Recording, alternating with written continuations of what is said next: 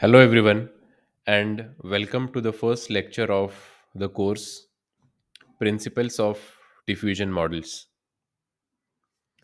Let me start by sharing my screen.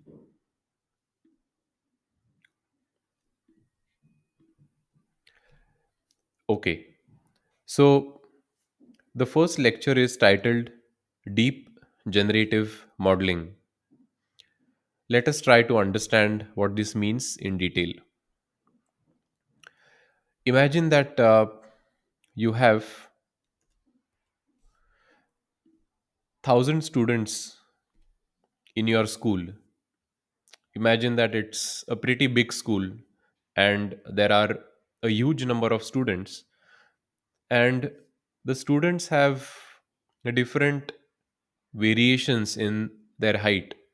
Some students are very tall, some are short, and there is a general distribution in the heights of all the students. Now, the main premise of today's lecture is that we have samples of the heights of all these students, but we do not know the true distribution of all the students' heights. So you just have a few measurements of the heights of maybe a few friends of yours, and you have noted them down in your diary. So out of 1,000 students, let's say you have taken or collected a few samples, maybe 50 or 60 students, let's say, for example. Now, considering this premise, the main question that we are trying to answer in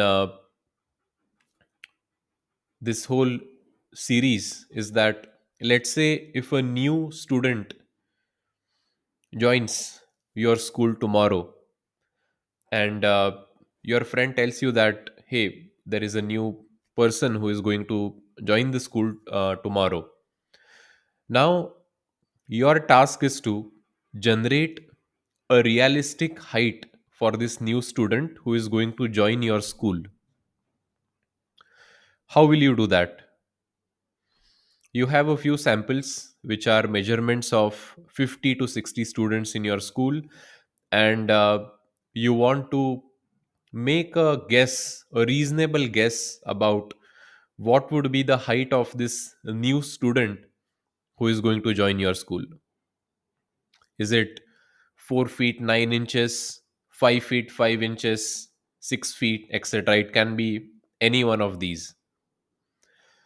Now, the height of the new student will definitely depend on the distribution of the sample data. For example, if you have collected student heights for students who are less than 10 years old, then your prediction will be that the new student has a height of maybe around 4 to 5 feet. But if you have collected data for students who are above 15 years old, then your samples will have higher heights. So naturally, your prediction will be that I think the new student will have, a height of maybe 5 feet 5 inches. So your prediction is dependent on the sample data that you have collected. Okay, so now, as we discussed in the premise, we do not know the true distribution of the heights of the student, but let's say let's say that someone gives us the true distribution. Let's say the true distribution looks like follows. This is the true distribution. uh, so this is the distribution which will help us to understand the true distribution of student heights in the school. For example, just by looking at this, I can see that students between 160 to 170 centimeters are more in the school, and heights which are less than 140 and greater than 170 centimeter are very less to be seen. Now, if we have this distribution with us, we can easily say that, look, the main the most probable height of the new student who is going to join is maybe somewhere around 150 to 170 centimeter. But the challenge is that we do not know the true distribution. We only have a few samples. Now, this is exactly what a deep generative model tries to learn. Using a few samples, the deep generative model tries to predict the best guess for the height of the new student who is just about to join the school. For example, let's say our model predicts the true distribution like this. So, the green dotted line is the distribution which is predicted by our model, and the blue curve is the true distribution. So, this is an example of a decent match. I can see that the model distribution very closely matches with the true distribution. So, if I sample a new height from this model distribution, I can safely say that it's going to be a good estimate. But let's say if our model does a very bad job at identifying the true distribution, let's say this is our model which is shown in red. Now, the first thing I can see from this graph is that this red distribution is far away from the blue distribution, which is the true distribution. So, there is this gap you can clearly see. And if I use this model to predict the height of the new student, what I see is that I'll make a guess that, okay, fine, the new student will have a height of around 140 centimeter, but that will be quite different from the prediction from the true distribution, which is around 160 to 170 centimeter. So from this graph, we can say that if my model is not able to predict the true distribution correctly, I will sample heights which are very different from what the true distribution would sample from. So we need to somehow train our model so that it learns to match the true distribution of the data. Now, this is one underlying concept which you will see me talk about again and again in this series. uh, True distribution. So true distribution is something which is in supervised learning, you're trying to match the ground truth with the prediction from your model. So true distribution is something like the ground truth. True distribution is what we want to predict, but the problem is that we do not have enough samples to understand the true distribution. So we have to end up with an approximate and then sample from that approximate. So, in mathematical terms, this true distribution is denoted by P subscript data of x, and the predicted distribution is denoted by P subscript phi of x. So, essentially, what we are trying to do is that we are trying to match P subscript phi of x with P subscript data of x. This is exactly what deep generative models are trained to do. They are trained so that the predicted distribution matches as close as possible to the true distribution. I have taken a simple example of students' heights in the first part of this lecture, but we will slowly move on to a more practical example where this analogy will be easily transferable. So, if you have understood the key concepts of true distribution, predicted distribution, what we are trying to do, then you will be able to understand the more practical example which will follow soon in this lecture. Okay, so let's have a quick look at a video which will help us to understand this in a more visual manner. Oftentimes, I have seen that whenever we see something visually, it stays in our mind much longer than reading a text or hearing from someone. So let's look at this video and then quickly summarize the first section of this lecture.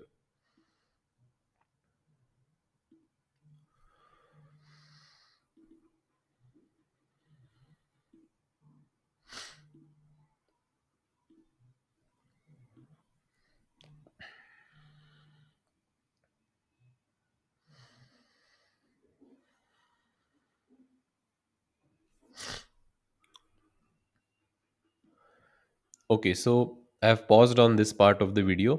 We have seen two curves. The first curve, which is shown in the blue, is the true distribution of the student heights, and the curve, which is shown in red, is the model distribution.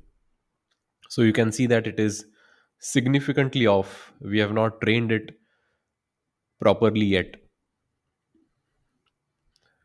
So badly trained model is far from the true distribution. But as the training proceeds, you can see that the model gets better and better, and it closely follows the true height distribution.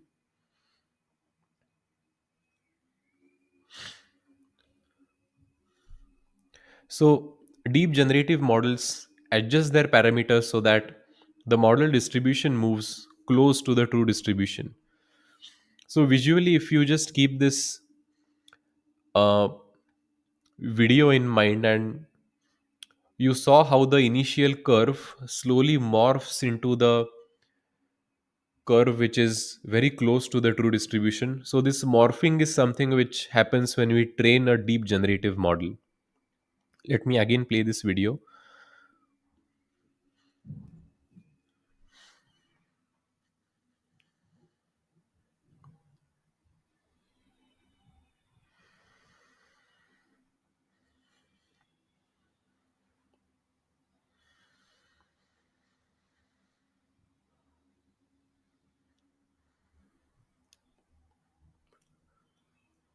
So you see the morphing, it slowly goes from a badly trained model to a model which closely follows the true height distribution.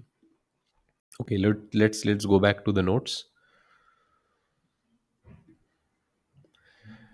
Okay, so let's try to capture what is deep generative model more formally, and something we'll look at a definition which is not just applicable to students' heights, but it is more generally applicable to a wide range of practical problem sets. Some of which I'm pretty sure all of you have already seen, but probably not thought of it as a case study which comes under the domain of deep generative modeling. Similar to the example of student heights, which we saw before,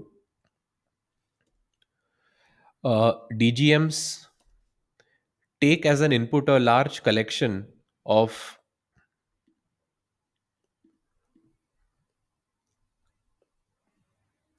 real world examples which are drawn from unknown and complex data distribution, and they output a trained neural network that parameterizes an approximate distribution.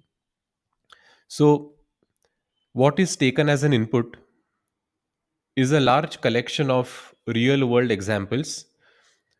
Just as we sampled the heights of different students, uh, the real world examples can be anything. It can be images, for example, where we are given as an input a large collection of images, and these images or students heights, as we looked at before, they are drawn from a unknown and a complex distribution. This is the true distribution, and The deep generative model outputs a trained neural network that parameterizes an approximate distribution. So there are three main points here. The first is a large collection of data, uh, which is taken from some real world examples. And the key concept is that this data is sampled from some true distribution which we are not aware about, which we do not know. So we don't know what the true distribution is. All we have in our hand is the data samples. And from these data samples, we have to predict a distribution which matches the true distribution as close as possible. We have seen exactly same in the above video where we saw how the predicted distribution slowly matches the true distribution, and with time, as we train the neural network, we get better and better. So there are two main goals of deep generative modeling. The first goal is that we always aim for realistic generation, and the second goal is that we aim for controllable generation. Let's think of another example. Let's say we are given a bunch of images of cats, and we want to find the underlying distribution of these images. We want to find a distribution which can generate images of cats for us. So our goal is to predict a distribution which can generate images which are quite realistic and which are controllable. So I can control the different set of parameters. Let's say I want images of cats which are gray in color, I want cats which are more furry, etc. So these are the two main broad goals of deep generative modeling: realistic generation and controllable generation. Now let's move to the goal of deep generative modeling. So we assume that the samples are drawn independently and identically distributed from an underlying complex data distribution which we are not aware about. The primary goal of DGM is to learn a probability distribution from a finite data set. And it uses a deep neural network to parameterize a model distribution where phi represents the network's trainable parameters. The training objective is to find the optimal parameters phi star that minimizes the difference between the model distribution, which is p phi of x, and the true distribution, which is p data of x. So this model is commonly referred to as generative model. So all of us have seen the field named as generative AI, but where does the name generative really come from? It comes from the development of this model distribution, which is p phi of x, which is trained to approximate the true data distribution. And why is it called generative model? Once the model is trained, we can sample from that distribution to generate new and new samples which are taken or which lie within the true distribution. So let's take the example of cats. There is some distribution of for the cat data set which we are not aware about, but we are training the deep generative model to learn a distribution that closely approximates the distribution that can generate a wide variety of cats. So this learned model is called as a generative model because we are trying to generate new images of cats in this case. Okay, so now let's formally look at a more complex example where we extend our example of students' heights to a slightly more complex example of cats. Let's say that we are given a bunch of cat images which look as follows. Here I have taken 16 images of cats. So these are the data samples which are given to us. Now, if we have understood the goal of DGM correctly, our next step is to find a probability distribution which matches the true distribution as close as possible. The problem is that we do not know the true distribution beforehand. And looking back at the example of student heights, a true distribution can be somewhat complex, and no one gives that to us beforehand. We get a small sneak peek into the true distribution through the data samples that we have collected, but it is our job to look at the data samples and then predict the true distribution. This is illustrated very nicely in this figure. So this orange contour that you see, that is the true distribution from where we get our data from. So we get these 16 images from this orange contour, but this orange contour is not known to us beforehand, and we slowly try to predict a distribution which is shown in this black color. So this black contour is trained to match this orange contour as closely as possible. So you can see that I am using the notation or the wording of contour to represent a probability distribution. So orange contour is the true probability distribution and the black contour is the predicted probability distribution. So we are trying to morph the black contour into the orange contour through the process of training the deep generative model. So you might wonder that, okay, fine, even if we train this model to approximate the true data distribution, what is the purpose of all of this? Why do we need to find the underlying data distribution which generates the data samples? The main reason is that once a proxy for the data distribution is available, we can generate an arbitrary number of new data points using the sampling methods. This is exactly what applications like Midjourney and Stable Diffusion did. Once the data is given, let's say the data of cats and dogs is given, they developed models which are trained to approximate the true data distribution of cats and dogs. Once that is available, once that model is trained, we can generate an arbitrary new set of images of cats, dogs, cities, animals, anything.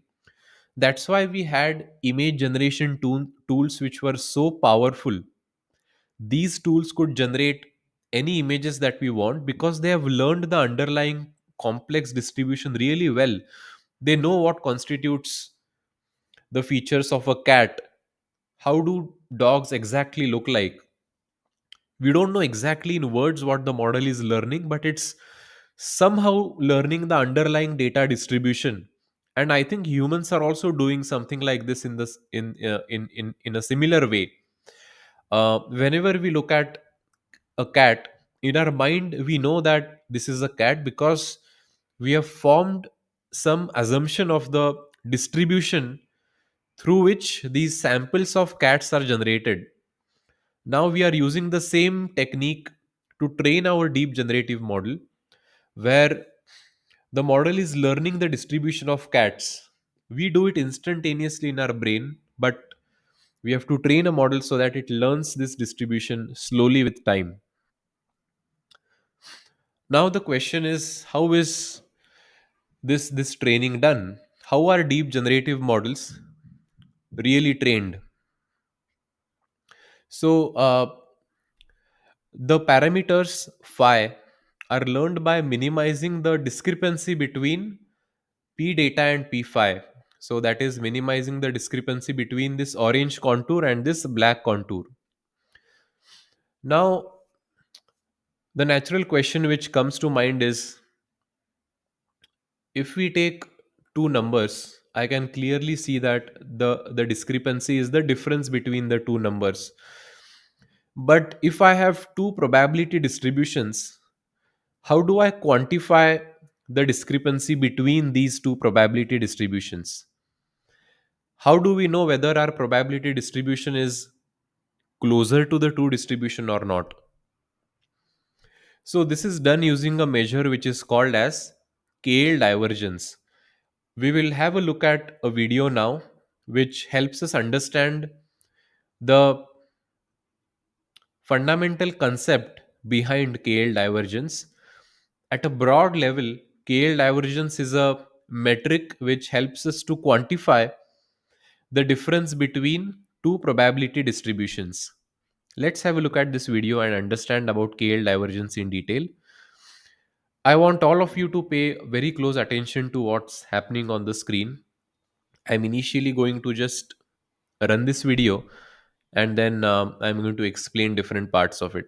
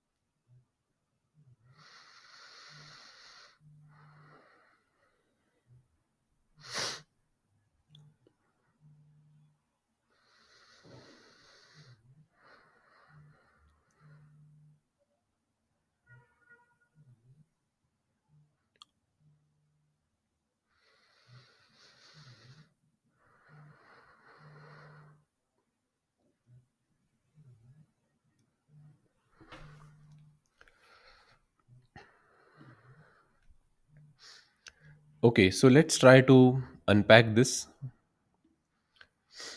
Let's say we have two distributions P and Q.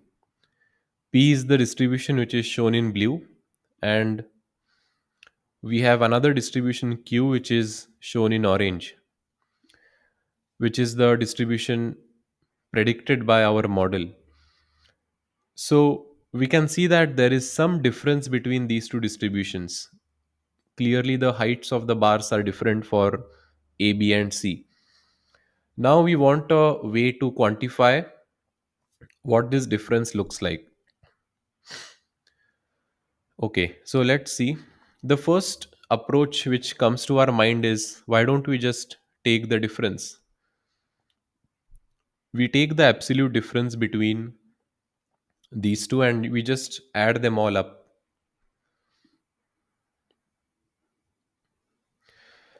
The main issue is that absolute difference is a great start, but it doesn't capture everything.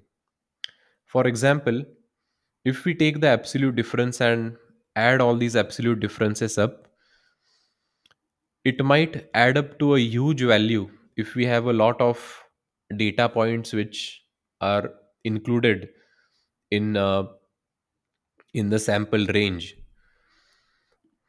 So we need a measure which can capture this discrepancy, and which also does not blow up in case there are a huge number of data points. And this is very nicely captured through ratio between these two distributions. For example, in the first case, you can see that the ratio is greater than 1, which means that our model thinks that A is much less likely than reality. But if you look at the case C, the ratio between the true distribution and the model distribution is actually less than 1, which means that our model has predicted C to be much more likely than reality. So the ratio also captures the discrepancy really well. So ratio shows how many times reality is bigger or smaller than the model, which is not captured in the difference. But we don't just take the ratio, but we take log of the ratio. Why do we take log? Well, firstly, because if the ratio is 1, which means both the outcomes, both the probabilities are equal, log of 1 is 0.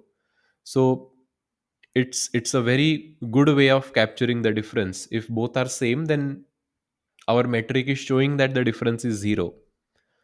Also, log keeps the ratios from exploding nicely. So we take the log of the ratio for all these different points and then just add them up together. This is the first step. So using log of p of x divided by q of x gives us a smooth additive penalty for each outcome. But we don't just take the log of p of x divided by q of x. We also multiply it by how important the outcome x is. So we also multiply it by p of x, which means that, let's look at this first example, case A. The blue bar is significantly higher compared to case C, which means that outcome A is much more likely compared to outcome C. So, any difference for outcome A should be penalized more compared to outcome C. And this is taken into account by multiplying by a factor which is dependent on how likely the case is under the true distribution. So this is the final formula, which is p of x multiplied by log of p of x divided by q of x.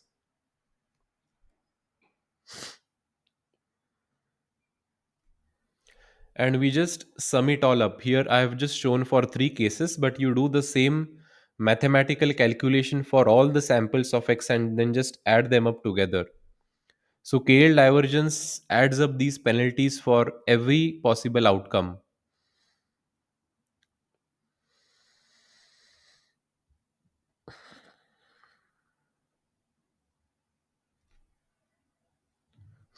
So you can see when q is very close to p, this ratio is going to be close to 1. So log of that is going to be very small.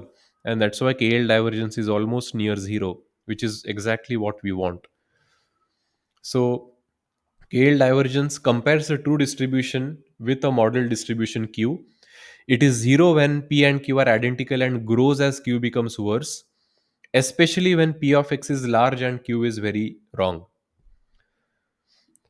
So, this is the metric which we are going to use to understand how the model distribution differs from reality, and it is quantified by this metric called KL divergence. So, whenever you hear this term, I want all of you to visualize this video and have a mental picture that KL divergence is measuring the difference between two probability distributions. Okay, so now that we have understood about the objective of a deep generative model, we also understand how can we quantify the difference between the model predictions and the true predictions.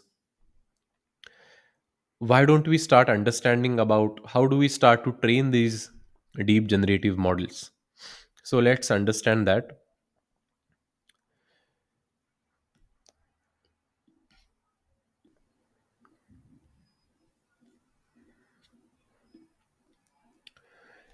Okay, so one of the key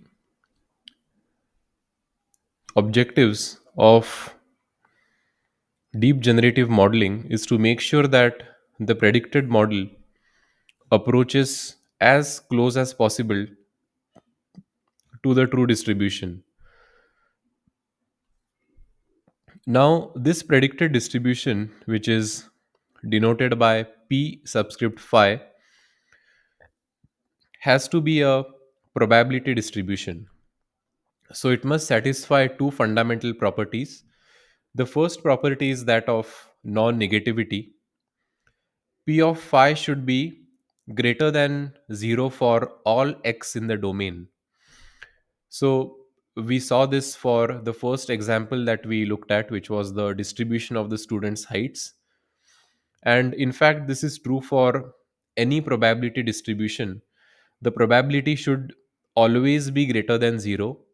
And the second point is the integral over the entire domain should be 1, which means that the probabilities of all possible outcomes should always add up to 1. Take an example of a coin toss. Probability of heads is zero point 0.5, probability of tails is also zero point 0.5, so it adds up to 1. That's the way probabilities are defined.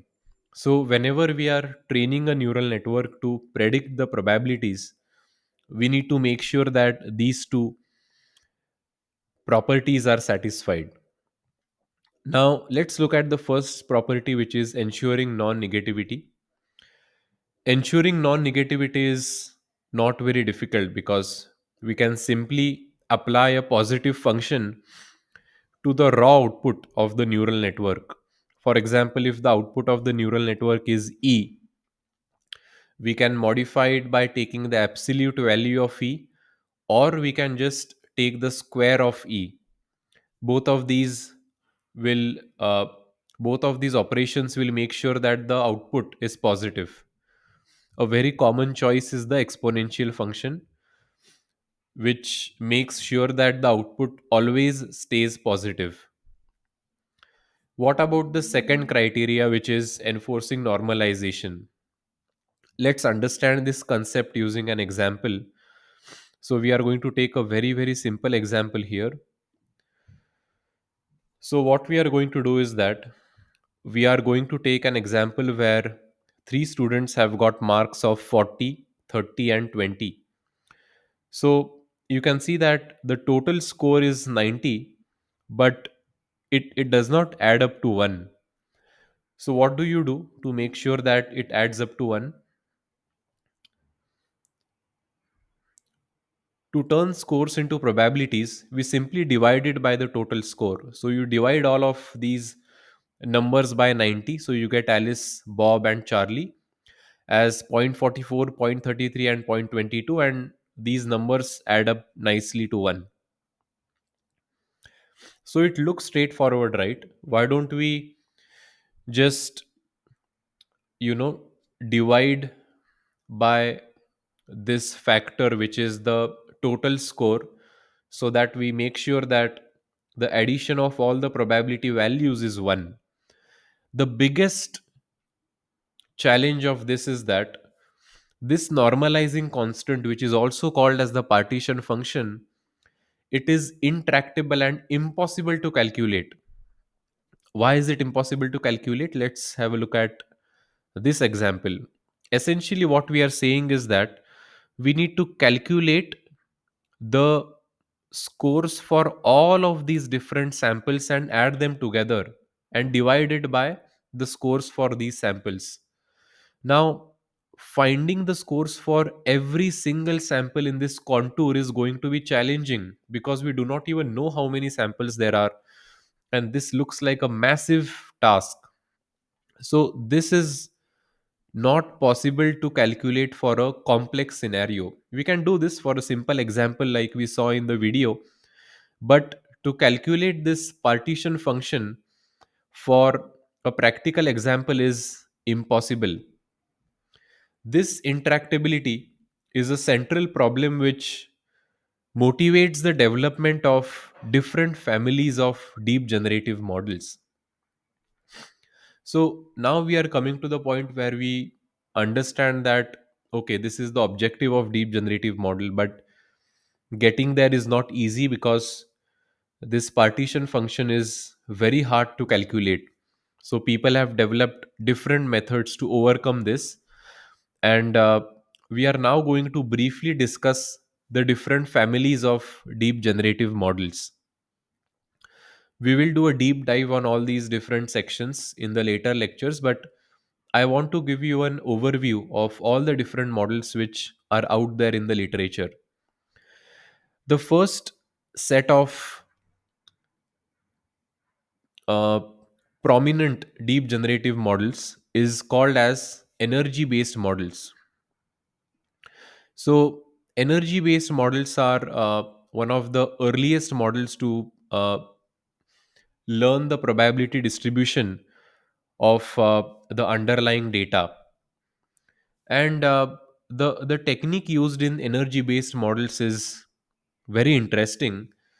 You basically convert the probabilities to energy values. So let me explain that with a simple rule. The rule says that assign lower energy to data points which are more probable, and higher energy to data points which are less probable. So imagine that we collect the exam scores of 1,000 students in a course, and students don't score numbers between 0 and 100 equally. There is a shape to the data. Let me bring in my highlighter as well so that I can explain this properly. Okay, so students don't score every number between 0 and 100 equally. There is a shape to the data. Let's say the distribution looks like this. Many students score around 70, few students score around 40, few students score around 90. So let's say this is the distribution.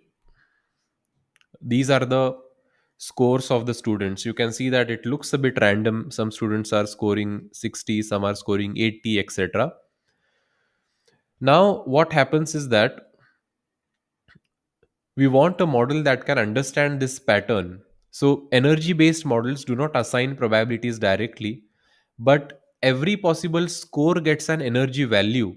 Energy means how unusual the model thinks that score is. Lower energy means that it is more typical, and higher energy means that it is less typical. Let's understand that.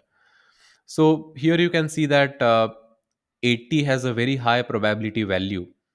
So based on this simple rule, assign lower energy to data points which are more probable, 80 should receive a low energy. Similarly, 60 should also receive a low energy. So let's look at the energy profile.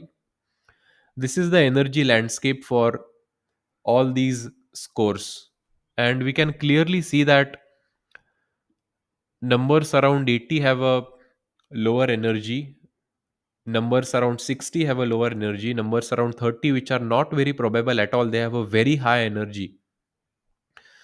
So it's like if you roll a ball down this, it will settle to points which are more probable, which are points of lower energy. So what is done in energy based models is that first the energy landscape is predicted for all the scores, so that this energy landscape can then be easily converted to a probability distribution. And this is done by simply taking the exponential of this energy distribution. So there are three steps. The first step is to understand that higher probabilities should receive a lower score, and lower probabilities should receive a higher score. Once we understand this simple rule, the objective of energy based models is to find this energy landscape. Once this energy landscape is found, we can easily convert that to a probability distribution. So let's have a look at this video which explains this in a more visual manner.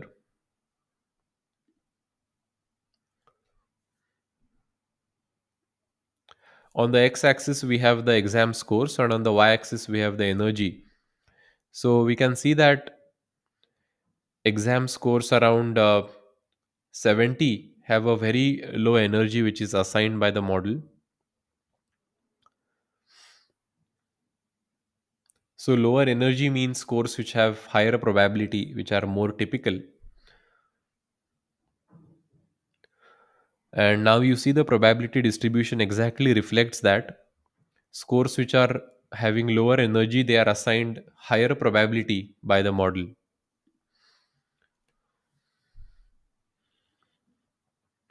So it is shown very nicely in this animation.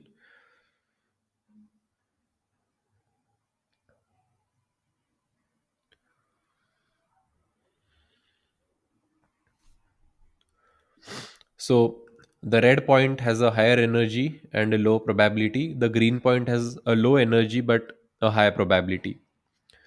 So energy based models was the first starting point for deep generative modeling. Then we moved on to another class of models which are called as autoregressive models. This is exactly same as the way current LLMs like ChatGPT work. They predict one token at a time. So the objective is to predict the next token. And the next piece depends on everything that is generated so far. Since all of us are aware about large language models and how they generate tokens, I'm just going to play this video which explains this properly. Let me just open this up.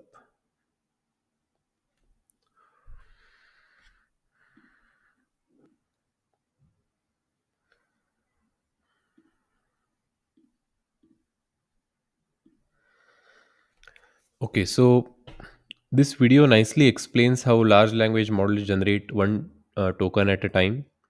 Initially, we start from one subheuner, then these tokens are provided as a context to the LLM. After this context is seen by the LLM, it predicts the next token based on the token which gets the highest probability score. Once we have once upon a time, then all of these words become a context and the next word is predicted which is there. And this process continues till we reach the end of the sentence. So this is how autoregressive models work. Each word depends on all the previous words. And this is also an example of a deep generative model. Now we move to the next class of deep generative models, which are called as variational autoencoders. Now, this is a pretty involved concept, and we are going to cover this exactly in detail in the next lecture. But I want all of you to, take a look at this video first, which explains variational autoencoders at a very high level. So we have an input which goes through an encoder, and the encoder basically compresses the input to a small latent code. So the input is compressed, then the latent space, it captures the hidden structure in the data. It's like a way of compressing your data, and then from the latent space the data is fed through the decoder, and then the decoder turns the latent code back into a sample which looks very similar to the input. This is very different from a traditional autoencoder because the latent space is probabilistic. It learns a distribution, not a single value. So if we take an example of a cat image flowing through a autoencoder, you can see that the latent space, the image is blurred because we are reducing the number of dimensions. It does not capture all the features which are present in the data. But the objective is to capture enough features that allow us to reconstruct the input.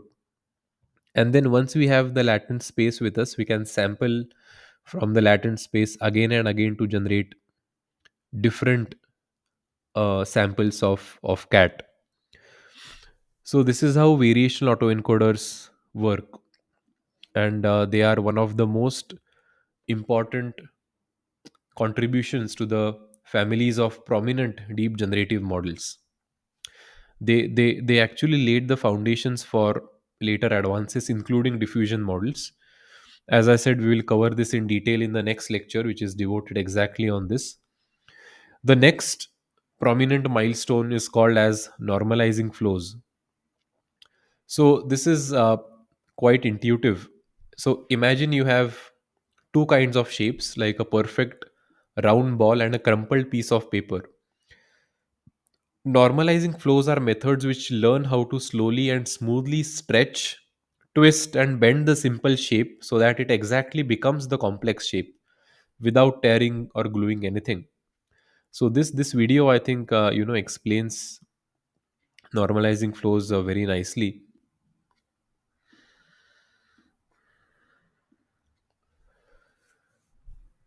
So you start with some noise, let's say a Gaussian distribution, and then you apply different operations, like you can stretch it, you can twist it. It's almost like a fluid element. You can bend it, And this is how you actually get to the true distribution. You start with some simple distribution and you twist it, bend it, turn it to reach the true distribution, which is exactly what the deep generative model tries to predict. Normalizing flows is a very important milestone in the class of deep generative models, and we are also going to cover this in detail in this course. The next advancement, which is called as generative adversarial networks, is more widely known in literature. It consists of two networks, a generator and a discriminator, that compete against each other. The generator aims to create realistic samples from random noise, while the discriminator attempts to distinguish between these two samples. So I'm just going to explain this using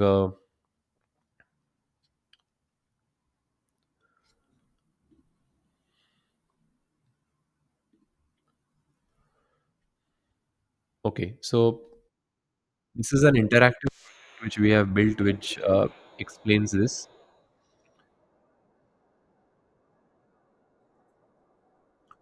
So we have created a story which explains generative adversarial networks nicely. So the inspector has the objective to investigate the difference between generated art and deepfakes.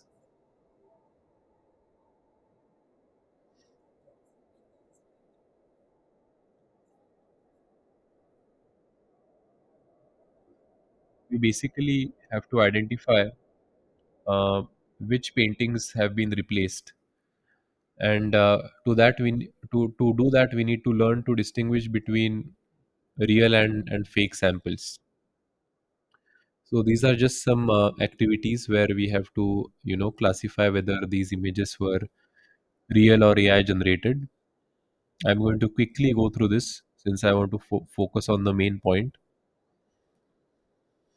So in many cases it's not very easy. That I'm really confused because it's very hard to distinguish. In some cases I can easily tell, but in many cases I'm rather confused. So this I know because this is the Ghibli style which became famous. Okay, so now what happens in GANs is that there is a generator and a discriminator. The generator generates images, and the role of the discriminator is to identify whether these images are real or they are fake.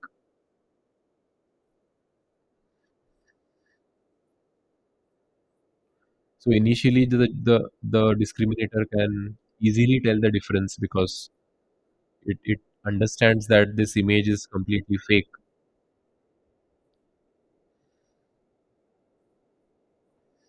But then the artists become better and better, and they learn to basically fool the discriminator.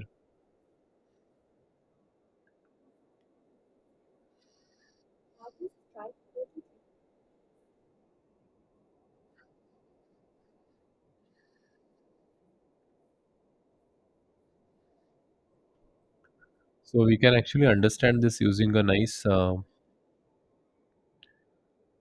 interactive experiment. So you see, initially this image which is generated by the generator is very bad. Discriminator easily catches it, and this happens for multiple generations. Fake image detected, discriminator is again catching the image as fake. But now you can see that the quality of the image is slowly getting better and better, and there will come a point where the discriminator will not be able to recognize this as a fake image. So see here, real image detected. The generator has succeeded. So the reason I showed this to you is that I believe it's a very nice interactive project which builds intuition with respect to GANs.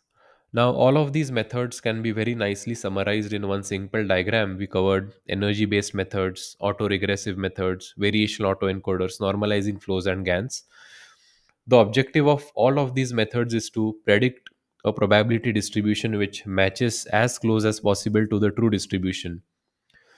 Very similar to the student heights example which we started off in this lecture, where our objective was to predict the height of an incoming student. To do that prediction, we needed to understand the distribution of student heights, but we only had a few data samples. So we had to use those data samples to predict the distribution that matches as close as possible to the true distribution. Now, this is one of the main objectives of deep generative models, where the predicted model denoted as P phi is trained to match the true model P data as close as possible.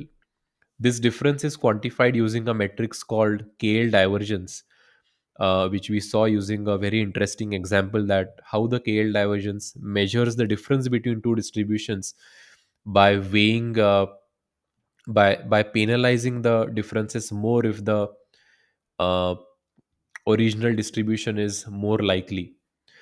Now, once we have understood the broader picture, we try to understand the challenges in predicting this distribution. Mainly, we looked at finding the normalizing factor is very difficult, and that's why we need more sophisticated methods where we can get rid of this normalizing factor, which is also called as the partition function. And all of these five methods have formed the backbone of deep generative modeling, and they have given rise to diffusion models in general. So we are going to look at these models in detail, but I really want to give you a nice visual understanding of the concepts in this lecture. Several of these concepts might seem mathematical, but once you go through this lecture again, you can see the videos really help explain the story very nicely. And the connection to diffusion models is also straightforward. So these classical families illustrate complementary strategies for modeling complex distribution, and they also provide guiding principles for understanding diffusion models, as diffusion models inherit ideas from several of these perspectives. So we are going to understand these models in detail. Through my study, what I have realized is that understanding deep generative modeling process gives us a very nice perspective on how to think from a perspective which allows us to think about distributions, not about single points. So we will become better at understanding what is a distribution, how to think from a distribution point of view, because I understand that that might seem confusing at first. Why are we trying to predict a distribution? What does it mean exactly? So we will look at very practical examples as we move along. Thank you very much, everyone. And I hope this lecture motivates you to continue in this series. And please let me know in the comment section if you have any doubts. Thank you.